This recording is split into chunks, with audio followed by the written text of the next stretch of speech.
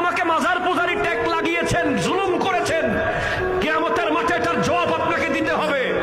আপনি আমাকে ভণ্ড বলেছেন না জেনে, আপনি জালেম, জুলুম করেছেন। আমরা মাজার পূজারি নই, আমরা ভণ্ড নই। আমরা শুরু থেকে এখন পর্যন্ত বলে যাচ্ছি, মাজারের নামে ব্যবসা, মাজারকে নিয়ে রং তামাশা, মাজারকে নিয়ে মেলা, মাজারকে নিয়ে নারী পুরুষের অবাধ মেলামেশা, এটার বিরুদ্ধে ছিলাম, আছি, থাকবো। আর হক্কানি ওলি আল্লাহর জিয়ারত করব, জীবনী আলোচনা করব, উরস করব। ঠিক কিনা কথা বলেন? আপনি আমাকে যাই বলেন, বাংলাদেশের কোন হক্কানি ওলির মাজার যদি টাচ করেন, আমরা জীবন দিয়ে দেব।